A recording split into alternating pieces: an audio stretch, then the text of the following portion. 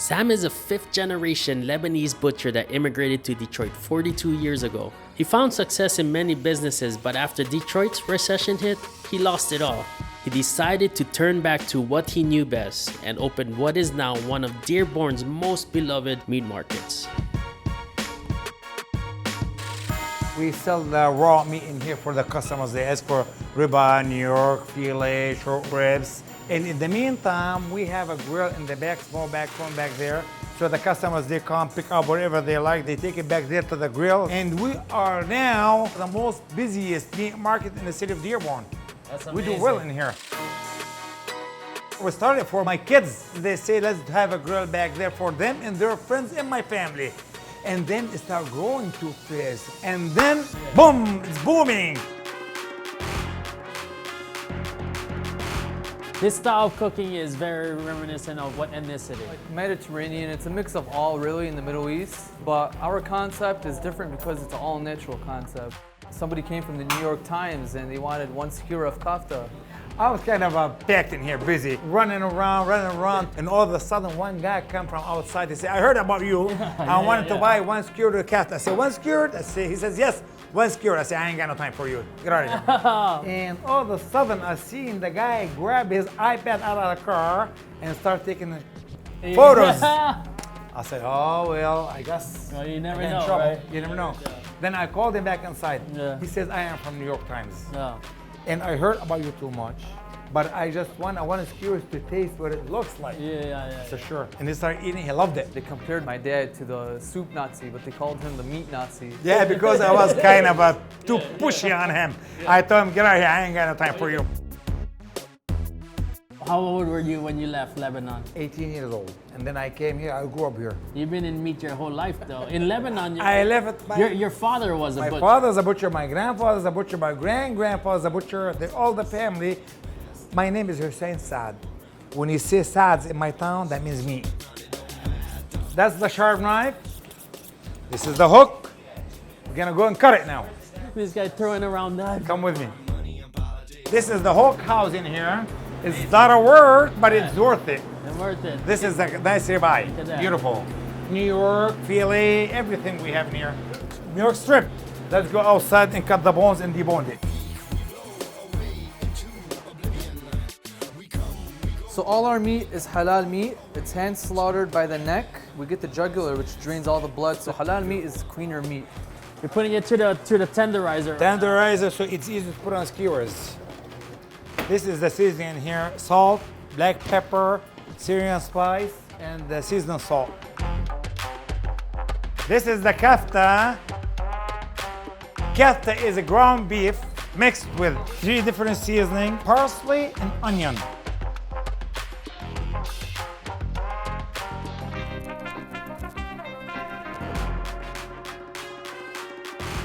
And squeeze it a little bit, right on the skewers. Are you done with it? I do 1 and you do 3. I do 10 maybe. Yeah. I'll slow down a little bit. Good kafta takes time, you know. You gonna put me out on national? Look at that, look at that. So when we kill the cow, we literally get the whole entire cow, from the organs to the meats to the bones to the fat. We got liver, So you gotta do kidneys, the and whole hearts. Let's go to the back to the grill.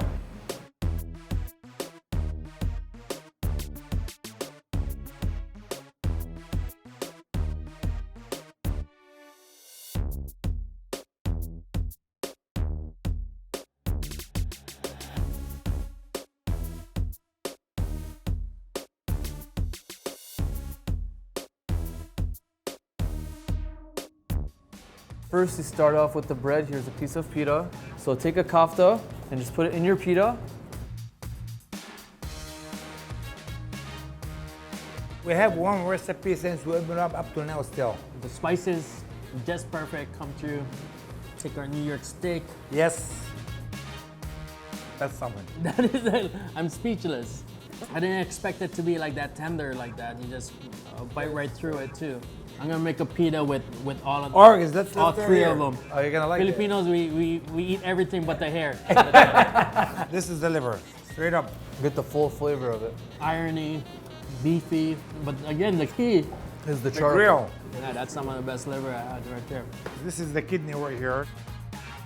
That's interesting how you like the organ. I grew up eating all of this. We're taught to eat this and celebrate all of this. Kidneys is because it's the sweetest organ in my opinion. And then the last one, This is the heart. still tender. People need to learn how to eat organs, Yeah. man. Appreciate it. I left Lebanon and I flew for 18 hours. I came here, my first job was a slaughterhouse. Oh man, you're running away and you're facing it somewhere else. It was a slaughterhouse, big one, big plant, where they used to kill like 14,000 hogs a day. How many employees then? That's 4,000 people. I started in there and then I couldn't take it. Everybody works with mice. Everybody get upset and It's a crazy atmosphere. crazy atmosphere. Too much stress. So people are killing each other. One of my friends get killed in there. And when we left, I said, I'm not going back there no more. I opened a meat market.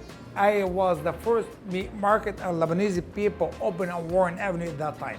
In 1979, we grew up too much. The store was too little for us.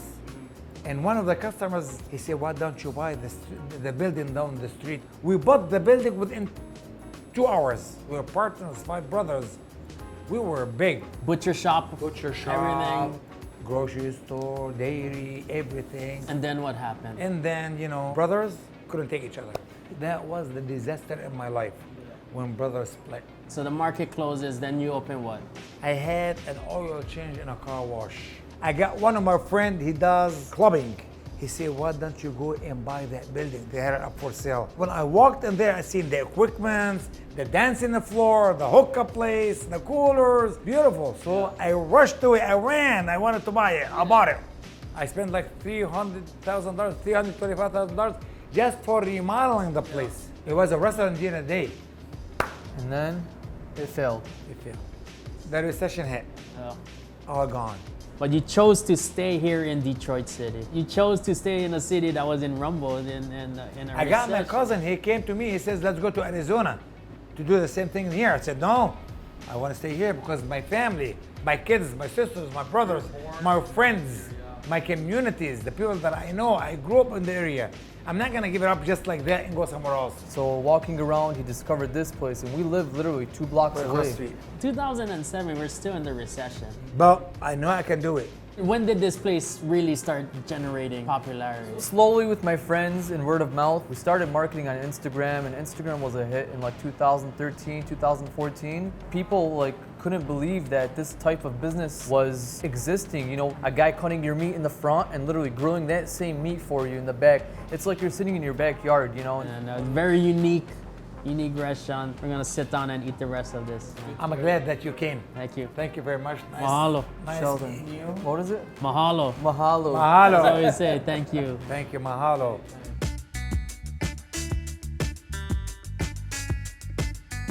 We are in the Thai temple in Michigan, in Detroit. It's called Wat Putavihan Midway.